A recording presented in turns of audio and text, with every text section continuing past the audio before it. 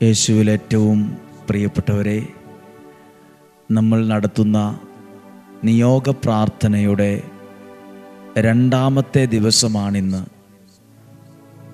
എന്ന് പറഞ്ഞാൽ നമ്മൾ 3 നിയോഗം എഴുതി വച്ച് ദൈവസന്നിധിയിൽ സമർപ്പിച്ച് പ്രാർത്ഥിക്കുന്ന ദിവസങ്ങളാണ്. ഇതിനെല്ലാം പ്രത്യേകതയുണ്ട്. ഈ നിയോഗ പ്രാർത്ഥന അസാധ്യ കാര്യങ്ങൾ എന്ന് നമുക്ക് തോന്നുന്ന കാര്യങ്ങൾ ദൈവവചനത്തിൻ്റെ ശക്തിയിൽ അത് സാധിച്ചു തരുന്ന കിട്ടുന്ന പ്രാർത്ഥനയായാണ് നിയോഗ പ്രാർത്ഥന മാറുന്നത്. നിങ്ങൾക്ക് വേണ്ടി പ്രാർത്ഥിക്കുന്നു. നിങ്ങളുടെ ഓരോ ആവശ്യങ്ങളെയും ദൈവസന്നിധിയിൽ സമർപ്പിച്ച് ഏൽപ്പിച്ചു കൊടുത്തുകൊണ്ട് പ്രാർത്ഥിക്കുവാണ്. കർത്താവേ, അങ്ങയുടെ വചനം ഈ നിയോഗ പ്രാർത്ഥനയിലൂടെ കേൾക്കുന്ന ലോകത്തിൻ്റെ വിവിധ രാജ്യങ്ങളിൽ, ദേശങ്ങളിൽ, കുടുംബങ്ങളിൽ, അയൽവക്കങ്ങളിൽ, നമ്മുടെ നാടുകളിലൊക്കെയും വചനം കേൾക്കുന്നവർ അവർ എഴുതി വച്ച് പ്രാർത്ഥിക്കുന്ന വിഷയത്തിൽ ദൈവത്തിൻ്റെ വലിയൊരു അത്ഭുതം നടക്കുന്നത് വിശ്വാസത്തിൽ ഞങ്ങൾ കാണുന്നു. വിശ്വാസത്തിൽ ഞങ്ങൾ കാണുന്നു. വിശ്വാസത്തിൽ ഞങ്ങൾ കാണുന്നു. പ്രാർത്ഥിക്കുന്നു. നിയോഗ പ്രാർത്ഥനയിൽ 7 വർഷത്തിലധികമായി കുഞ്ഞുങ്ങളില്ലാതിരുന്ന ഒരു വ്യക്തി പ്രാർത്ഥിച്ചിരുന്നു. പ്രാർത്ഥിച്ച സമയത്ത് അത് എഴുതി വച്ച് പ്രാർത്ഥിച്ചൊരു കാര്യമാണ്. പ്രാർത്ഥിച്ച വിഷയത്തിനകത്ത് അവർ അത്ഭുതം നടക്കുന്നത് അവർ കണ്ടു. വിശ്വാസത്തെ അവർ കണ്ടു. അവർ കണ്ടത് ഇങ്ങനെയാണ്: സ്കൂളിൽ പോകാൻ യൂണിഫോം ധരിച്ച് നിൽക്കുന്നൊരു കുഞ്ഞ് അവരുടെ വീട്ടിലുള്ളതും, സ്കൂൾ ബസ് വരുന്ന സ്ഥലത്തേക്ക് ആ കുഞ്ഞിനെ കൊണ്ടുപോയി വിടുന്നതും എല്ലാം അവർ വിശ്വാസത്തിൽ കണ്ടു. എഴുതി തന്ന സാക്ഷ്യം ഇങ്ങനെയാണ്: ആ വർഷം തന്നെ അവരുടെ ജീവിതത്തിൽ ദൈവത്തിൻ്റെ ഒരു ഇടപെടലുണ്ടായെന്ന്.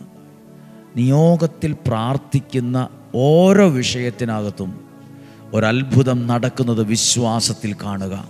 മുടങ്ങാതെ ഈ ദിവസവും വചനം കേൾക്കാൻ ഭാഗ്യമുണ്ടാകട്ടെ. എല്ലാവർക്കും വേണ്ടി പ്രാർത്ഥിക്കുവാണ്. നിയോഗ പ്രാർത്ഥന കുടുംബമായിരുന്നു കേൾക്കുന്നവർ, യുവതി യുവാക്കൾ, മാതാപിതാക്കൾ, രോഗികളായിട്ടുള്ളവർ, കുഞ്ഞുങ്ങൾ, എല്ലാവരെയും ചേർത്ത് നിർത്തിക്കൊണ്ട് പ്രാർത്ഥിക്കട്ടെ. കർത്താവേ, ഇന്ന് ഈ നിയോഗ പ്രാർത്ഥനയിൽ പങ്കെടുക്കുന്ന ഓരോ വ്യക്തികളെയും, കുടുംബങ്ങളെയും, കുഞ്ഞുങ്ങളെയും, അവർ എഴുതി വച്ച് പ്രാർത്ഥിക്കുന്ന വിഷയങ്ങളെയും തിരുരക്തത്താൽ അങ്ങ് വിശുദ്ധീകരിച്ച് അങ്ങയുടെ ശക്തമായ വചനത്താൽ നിറച്ച് ആത്മാവിനാൽ അവരെ നയിക്കണമേ. ആമേൻ. പ്രതീക്ഷയോടെ ഈ വചനം നമുക്കൊന്ന് ശ്രദ്ധിച്ച് കേൾക്കാം. ഈ വചനത്തിലൂടെ നമുക്ക് പ്രാർത്ഥിക്കാം. റോമാലേഖനം 11-ാം അധ്യായം 4-5 വാക്യങ്ങളാണ് ആദ്യം വായിക്കുന്നത്. റോമാലേഖനം 11-ാം അധ്യായം 4-5 വാക്യങ്ങൾ. എന്നാൽ ദൈവം അവനോട് മറുപടി പറഞ്ഞതെന്താണെന്നോ, ബാലിൻ്റെ മുമ്പിൽ മുട്ടുകുത്താത്ത 7000 പേരെ എനിക്ക് വേണ്ടി ഞാൻ മാറ്റിവെച്ചിട്ടുണ്ട്. ബാലിൻ്റെ മുമ്പിൽ മുട്ടുകുത്താത്ത, മുട്ടും മടക്കാത്ത 7000 പേരെ എനിക്ക് വേണ്ടി ഞാൻ മാറ്റിവെച്ചിട്ടുണ്ട്. പ്രിയപ്പെട്ടവരെ, ഒരുപക്ഷെ ഈ രാവിലെ എഴുന്നേറ്റ് ദൈവത്തിൻ്റെ വചനം കേൾക്കുമ്പോൾ ദൈവത്തിൻ്റെ തെരഞ്ഞെടുക്കപ്പെട്ടവരാണ് നിങ്ങൾ. ദൈവത്തിൻ്റെ സ്നേഹം പ്രത്യേകമാംവിധം നിങ്ങളിലുണ്ട്. ദൈവം സ്നേഹിച്ച് തെരഞ്ഞെടുത്തവരാ നമ്മളെ ഈ വചനം കേൾക്കാൻ. വചനത്തിൻ്റെ വിളമ്പുകാരും പങ്കുകാരുമാണ് നമ്മൾ. വചനം അനേകരിലേക്ക് എത്തിക്കുന്ന, ഈ വചനത്തെക്കുറിച്ച് ഭവനങ്ങളിൽ ചിന്തിക്കുന്ന, ധ്യാനിക്കുന്ന, വചനത്തിൻ്റെ ശുശ്രൂഷകരായി ഈ കാലഘട്ടത്തിൽ ദൈവം എന്നെ നിങ്ങളെ മാറ്റിയിട്ടുണ്ട്.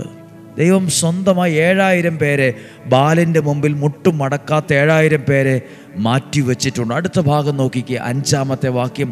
അപ്രകാരം തന്നെ കൃപയാൽ തെരഞ്ഞെടുക്കപ്പെട്ട ഒരു അവശിഷ്ട ഭാഗം ഈ കാലത്തിലും ഉണ്ട്, ഇപ്പോഴും ഉണ്ട്, ഈ കാലഘട്ടത്തിലും ഉണ്ട്. കൃപയാൽ തെരഞ്ഞെടുക്കപ്പെട്ട ഒരു ജനം. പ്രിയപ്പെട്ടവരെ, ഈ 2-ാം ദിവസം പ്രാർത്ഥിക്കുമ്പോൾ ദൈവത്തിൻ്റെ കൃപയാൽ തെരഞ്ഞെടുക്കപ്പെട്ട ഒരു കൂട്ടമാണ് നമ്മൾ. ദൈവത്തിൻ്റെ സ്നേഹം നമ്മളുടെ മേലുള്ളത് കൊണ്ടാണ് ഈ വചനം കേൾക്കാൻ നിങ്ങൾ മനസ്സ് വച്ചത്, ത്യാഗത്തോടെ എഴുന്നേറ്റത്. ഈ വചനം അനേകർ കേൾക്കണമെന്ന് അസൂയയില്ലാതെ സ്വാർത്ഥതയില്ലാതെ നമ്മൾ ചിന്തിക്കാൻ തുടങ്ങിയത്. ദൈവത്തിൻ്റെ കൃപയാലുള്ള ഒരു തെരഞ്ഞെടുപ്പ് എൻ്റെയും നിങ്ങളുടെയും മേലുണ്ട്. പ്രിയപ്പെട്ടവരെ, ദൈവം തെരഞ്ഞെടുത്ത ഒരു കൂട്ടം, കൃപയാൽ തെരഞ്ഞെടുക്കപ്പെട്ട ഒരു കൂട്ടം ഈ കൂട്ടത്തിലുമുണ്ട്. ഇനി 7-ാമത്തെ വാക്യം ഒന്ന് വായിച്ചേ. അതുകൊണ്ടെന്ത്? ഇസ്രായേൽ അന്വേഷിച്ചത് അവർക്ക് ലഭിച്ചില്ല, തെരഞ്ഞെടുക്കപ്പെട്ടവർക്ക് അത് ലഭിച്ചു. അന്വേഷിച്ചവർക്ക് അത് കിട്ടിയില്ല, പക്ഷെ തെരഞ്ഞെടുത്തവർക്ക് ദൈവം അത് കൊടുത്തു. ഒന്നും കൂടെ വായിച്ച് 7-ാമത്തെ വാക്യം. അതുകൊണ്ടെന്ത്? ദൈവം കൃപയാൽ തെരഞ്ഞെടുത്ത ഒരു പ്രത്യേകതയുള്ളത് കൊണ്ട് എന്ത്? ദൈവം തനിക്ക് വേണ്ടി 7000 പേരെ മാറ്റിവെച്ചിട്ടുണ്ട്. കൃപയാൽ ഈ കാലഘട്ടത്തിലും അങ്ങനെ ദൈവം ചിലരെ തെരഞ്ഞെടുത്തിട്ടുണ്ട്. അതുകൊണ്ടെന്ത്? ഇസ്രായേൽ അന്വേഷിച്ചത് അവർക്ക് ലഭിച്ചില്ല, എന്നാൽ തെരഞ്ഞെടുക്കപ്പെട്ടവർക്ക് അത് ലഭിച്ചു. നമ്മൾ തെരഞ്ഞെടുക്കപ്പെട്ടവരാണ്. ദൈവത്തിൻ്റെ ഒരു നിയോഗം നമ്മളുടെ മേലുണ്ട്. അതുകൊണ്ട് നമ്മൾ പ്രാർത്ഥിക്കുന്ന വിഷയത്തിനകത്ത് ഒരത്ഭുത വിടുതൽ നടക്കുന്നത് വിശ്വാസത്തിൽ കാണുക. അത് ലഭിക്കും. തെരഞ്ഞെടുക്കപ്പെട്ടവർക്ക് അത് ലഭിച്ചു എന്ന്. വചനം കേൾക്കാൻ തെരഞ്ഞെടുക്കപ്പെട്ടവർ. ഈ വചനം അനേകർക്ക് അയച്ചു കൊടുക്കാൻ, ആ വചനത്തിൻ്റെ ശുശ്രൂഷകരാകാൻ, വചനത്തിൻ്റെ വിളമ്പുകാരാകാൻ, വചനത്തിൻ്റെ ശുശ്രൂഷകരാകാൻ ദൈവം തെരഞ്ഞെടുത്ത നമുക്ക് ദൈവം ചില അനുഗ്രഹങ്ങളെ വാഗ്ദാനം ചെയ്തിട്ടുണ്ട്. തെരഞ്ഞെടുക്കപ്പെട്ടവർക്കത് ലഭിച്ചു. ഞങ്ങളത് വിശ്വസിക്കുന്നു കർത്താവേ, ഞങ്ങളത് ഏറ്റെടുക്കുന്നു. കൃപയാൽ എന്നെയും നിങ്ങളെയും തെരഞ്ഞെടുത്തവരാണെന്ന് ഞങ്ങൾ വിശ്വസിക്കുന്നു. നിങ്ങളുടെ പ്രാർത്ഥനയും ഞങ്ങൾക്ക് ആവശ്യമാണ്. നിങ്ങളുടെ പ്രാർത്ഥന സപ്പോർട്ട് വിലയേറിയതാണ്.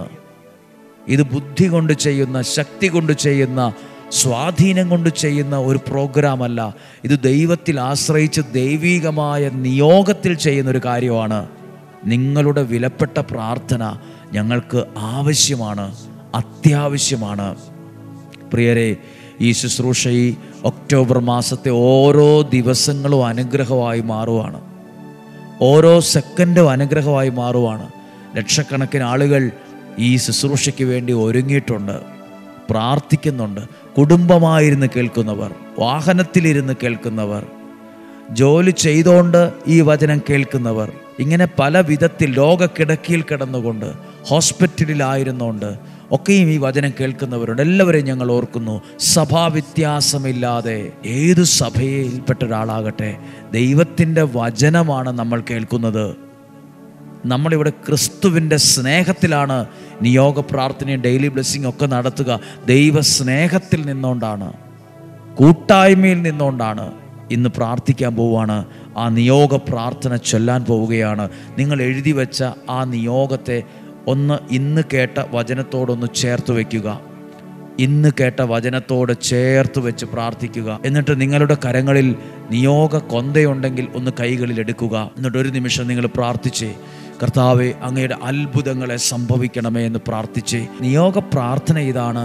നിങ്ങൾ ഇന്ന് എപ്പോഴെങ്കിലുമൊക്കെ സമയം കിട്ടുമ്പോൾ 33 പ്രാവശ്യം ആ പ്രാർത്ഥന ചെല്ലണം. നമ്മളിവിടെ 3 പ്രാവശ്യമേ ചെല്ലത്തുള്ളൂ. കാരണം നമുക്കതിനുള്ള സമയമേ, നമ്മൾ ആ ഒരു സമയം അങ്ങനെ ആയതുകൊണ്ട്. അപ്പോൾ നിങ്ങളൊന്ന് സ്നേഹത്തോടെ കുടുംബമായോ കൂട്ടായ്മയായോ ഇരുന്നുകൊണ്ട് നിങ്ങളുടെ സങ്കടങ്ങൾ, വേദനകൾ, പ്രതിസന്ധികളെല്ലാം സമർപ്പിച്ചുകൊണ്ട് ആ എഴുതിയിട്ട നിയോഗത്തിൻ്റെ 1-ാമത്തെ നിയോഗത്തെ അത് പ്രത്യേകം ഓർത്തുകൊണ്ട് ഒരാൾ പ്രാർത്ഥിച്ച പ്രാർത്ഥന ഇങ്ങനെയാണ്: കർത്താവേ, ഈ നിയോഗം സാധിച്ചു കിട്ടാൻ തടസ്സമായതെല്ലാം ഈ നിയോഗ പ്രാർത്ഥന ചെല്ലുമ്പോൾ മാറണം. ഈ പ്രാർത്ഥന ചെല്ലുമ്പോൾ, ഈ വചനം കേട്ട് പ്രാർത്ഥിക്കുമ്പോൾ മാറണം. ബൈബിളിൽ നിന്ന് വായിച്ചത് എന്താ? ഇസ്രായേൽക്കാർ അന്വേഷിച്ചത് അവർക്ക് ലഭിച്ചില്ല, തെരഞ്ഞെടുക്കപ്പെട്ടവർക്കത് ലഭിച്ചുവെന്ന. കൃപയാൽ ദൈവം തെരഞ്ഞെടുത്തവർക്കത് ലഭിച്ചുവെന്ന. എങ്കിലത് വിശ്വസിച്ച് പ്രാർത്ഥിച്ചേ. ഞാനും പ്രാർത്ഥിക്കുന്നത് ദൈവം എനിക്ക് തരും. ചോദിക്കുവിൻ നിനക്ക് തരുമെന്ന് ദൈവം പറഞ്ഞിട്ടുണ്ടല്ലോ. അപ്പോൾ ചോദിക്കണമല്ലോ, അപ്പോൾ പറയണമല്ലോ, അപ്പോൾ എഴുതണമല്ലോ. വിശ്വാസത്തിൽ ഞങ്ങൾ എഴുതി പ്രാർത്ഥിച്ച് ചോദിക്കുവാണ്. നിയോഗ പ്രാർത്ഥന. ഒന്നാമത്തെ നിയോഗത്തിന് വേണ്ടി ഒന്നാമത്തെ പ്രാവശ്യം പ്രാർത്ഥിക്കുക. നസ്രായനായ എൻ്റെ യേശുവേ, ഈ ഒന്നാമത്തെ നിയോഗത്തെ അങ്ങ് സ്വീകരിച്ച് അതിന്മേൽ നിലനിൽക്കുന്ന എല്ലാ തടസ്സങ്ങളെയും എല്ലാ ബന്ധനങ്ങളെയും പൂർണ്ണമായും എടുത്തു മാറ്റി സാധിച്ചു തന്ന് ഇന്നെന്നെ അനുഗ്രഹിക്കണമേ. രണ്ടാമത്തെ നിയോഗത്തെ വായിച്ച് പ്രാർത്ഥിച്ച് എന്നിട്ട് പറഞ്ഞ്, നസ്രായനായ എൻ്റെ യേശുവേ, ഞാൻ എഴുതി സമർപ്പിച്ചിട്ടുള്ള ഈ രണ്ടാമത്തെ നിയോഗത്തെ അങ്ങ് സ്വീകരിച്ച് അതിന്മേൽ നിലനിൽക്കുന്ന എല്ലാ തടസ്സങ്ങളെയും എല്ലാ ബന്ധനങ്ങളെയും പൂർണ്ണമായും എടുത്തു മാറ്റി സാധിച്ചു തന്ന് എന്നെ ഇന്ന് അനുഗ്രഹിക്കണമേ. മൂന്നാമത്തെ നിയോഗത്തെ സമർപ്പിച്ചുകൊണ്ട് പ്രാർത്ഥിച്ച് ഞാനും പ്രാർത്ഥിക്കുമ്പോൾ ആ 3 നിയോഗത്തെ ഓർത്ത് ഞാനും പ്രാർത്ഥിക്കുവാണ്. കരമുയർത്തി നിങ്ങൾക്ക് വേണ്ടി പ്രാർത്ഥിക്കുവാണ്. നസ്രായനായ യേശുവേ, ഈ മൂന്നാമത്തെ നിയോഗത്തെ അങ്ങ് സ്വീകരിച്ച് അതിന്മേൽ നിലനിൽക്കുന്ന എല്ലാ തടസ്സങ്ങളെയും എല്ലാ ബന്ധനങ്ങളെയും പൂർണ്ണമായും എടുത്തു മാറ്റി സാധിച്ചു തന്ന് ഞങ്ങളെ അനുഗ്രഹിക്കണമേ. ആമേൻ. ആ നിയോഗത്തിൻ്റെ മേൽ കരങ്ങൾ വച്ച് നിങ്ങളൊന്ന് കണ്ണുകൾ അടച്ച് ഒരു നിമിഷം പ്രാർത്ഥിച്ച്, അത് ദൈവം എനിക്ക് സാധിച്ചു തന്നതിനൊരടയാളം തരണമെന്ന് പറഞ്ഞ്, യേശുവിൻ്റെ നാമത്തിൽ അതെനിക്ക് സാധിച്ച് കിട്ടിയതിൻ്റെ ഒരു അടയാളം, അനുഭവം, അനുഗ്രഹം തരണമെന്ന് പറഞ്ഞ്. ആമേൻ. പ്രിയപ്പെട്ടവരെ, ഈ പ്രാർത്ഥന ചൊല്ലിക്കഴിഞ്ഞ് 30 പ്രാവശ്യം ഇനി പ്രാർത്ഥിക്കണം. ഇന്ന് വൈകുന്നേരം 6:15 വിശുദ്ധ യൂദാശ്ലീഹയുടെ മാധ്യസ്ഥതയിൽ നൊവേന പതിവ് പോലെ തന്നെ ഉണ്ട് എന്ന് പ്രത്യേകം നിങ്ങളെ അറിയിക്കുന്നു. ദൈവം നിങ്ങളെ അനുഗ്രഹിക്കട്ടെ. ഈശോയുടെ നല്ല ആശീർവാദം സ്വീകരിക്കുക. ഒരു കാരണത്താലും ഒരു കാരണവശാലും ഈ നിയോഗ പ്രാർത്ഥന മുടങ്ങാതെ കേൾക്കാൻ ഒരു കൃപയ്ക്ക് വേണ്ടി പ്രാർത്ഥിക്കണം. നിങ്ങൾക്ക് വേണ്ടി മാത്രമല്ല, നിങ്ങൾ ആർക്കൊക്കെ അയച്ചു കൊടുക്കുന്നുണ്ട് അവർക്ക് വേണ്ടി കൂടെ പ്രാർത്ഥിക്കണം. ദൈവമേ, ഒരു ചടങ്ങായി ഇങ്ങനെ ഷെയർ ചെയ്യുവല്ല, ഞാൻ അയച്ച് 50 പേർക്കാണ് കൊടുക്കുന്നത്. 50 പേരെ ദൈവം അനുഗ്രഹിച്ചതിന് അടയാളം ഉണ്ടാകണമേ. പ്രാർത്ഥന നമ്മളെ ഒന്നിപ്പിക്കും. പ്രെയർ യുണൈറ്റ്സ് പീപ്പിൾ എന്നാണ്. പ്രാർത്ഥനയാണ് ഒന്നിപ്പിക്കുന്നത്. പ്രാർത്ഥന മനുഷ്യരെ അകറ്റുന്ന ഒന്നല്ല, അത് ഒന്നിപ്പിക്കും. സ്നേഹത്തിൽ ഒന്നിപ്പിക്കും, ദൈവികമായ ബന്ധത്തിൽ ഒന്നിപ്പിക്കും, വിശ്വാസത്തിൽ ഒന്നിപ്പിക്കും. ചെറിയ കാര്യമല്ല. അതുകൊണ്ട് ചെറിയ കാര്യമാണ് ചെയ്യുന്നതിൽ അത് നിയോഗത്തോടെ ചെയ്യട്ടെ. പ്രാർത്ഥിക്കാം. നമ്മുടെ കർത്താവ് ഈശോ മിശിഹായുടെ കൃപയും പിതാവായ ദൈവത്തിൻ്റെ സ്നേഹവും പരിശുദ്ധാത്മാവിൻ്റെ സഹവാസവും നിങ്ങളോടുകൂടെ ഉണ്ടായിരിക്കട്ടെ. കർത്താവെ, ഈ നിയോഗ പ്രാർത്ഥനയിൽ ഈ 2 ദിവസവും പങ്കെടുത്തവരെ ഞങ്ങൾ ഓർക്കുന്നു. നാളത്തെ ദിവസവും പങ്കെടുക്കാനിരിക്കുന്നവരെ ഓർക്കുന്നു. മുടങ്ങാതെ പങ്കെടുക്കാൻ ഇടയാക്കണമെന്ന് പ്രാർത്ഥിക്കുന്നു. രോഗങ്ങളിൽ നിന്നും അപകടങ്ങളിൽ നിന്നും ദുർമരണത്തിൽ നിന്നും മൂപ്പെത്താത്ത മരണത്തിൽ നിന്നും എല്ലാവിധ ചതികളിൽ നിന്നും വഞ്ചനയിൽ നിന്നും സ്വർഗത്തിലെ ദൈവം എന്നെയും നിങ്ങളെ സൂക്ഷിക്കട്ടെ. മന്ത്രവാദത്തിൻ്റെയും കൂടോത്രത്തിൻ്റെയും ക്ഷുദ്രപ്രയോഗത്തിൻ്റെയും ദുഷ്ടശക്തികളുടെ സ്വാധീനങ്ങൾ ലവലേശം നമ്മളെ തൊടാൻ ഇടയാകരുത്. ഒരു തരി പോലും നമ്മുടെ ജീവിതത്തെ സ്വാധീനിക്കാതിരിക്കട്ടെ. ദൈവീകമായ സംരക്ഷണത്തിൻ്റെ ഒരു പരിച തന്നെ നമ്മുടെ മേലുണ്ടാകട്ടെ. 91-ാം സങ്കീർത്തനത്തിന് മുഴുവൻ അനുഗ്രഹവും സംരക്ഷണവും നിങ്ങൾക്ക് നിങ്ങളുടെ ഭവനത്തിലും ഉണ്ടായിരിക്കട്ടെ. നല്ല കാര്യങ്ങൾ ദൈവാനുഗ്രഹമായി നിങ്ങൾ നടക്കട്ടെ. ദീർഘായുസ്സും ആരോഗ്യവും ഐശ്വര്യവും ഉണ്ടാകട്ടെ. സമാധാനമുണ്ടാകട്ടെ. വിശ്വാസത്തിൽ വർധനമുണ്ടാകട്ടെ. ഇന്നും ജീവിക്കുന്ന നല്ലവനായ ആ ദൈവത്തിൻ്റെ നാമത്തിൽ നിങ്ങളെ അനുഗ്രഹിച്ചു പ്രാർത്ഥിക്കുന്നു, ഇപ്പോഴും എപ്പോഴും എന്നേക്കും. ആമേൻ. ദൈവം അനുഗ്രഹിക്കട്ടെ. നാളെ നിയോഗ പ്രാർത്ഥനയുടെ 3-ാമത്തെ ദിവസമാണ്. ആഗ്രഹത്തോടെ പ്രാർത്ഥനയോടെ നാളെയും കേൾക്കാൻ സ്വർഗത്തിലെ ദൈവം എനിക്കും നിങ്ങൾക്കും അനുഗ്രഹം തരട്ടെ. ഒരുമിച്ച് കാണുന്നത് വരെ സർവശക്തനായ ദൈവം എന്നെ നിങ്ങളെയും സൂക്ഷിക്കട്ടെ. ആമേൻ.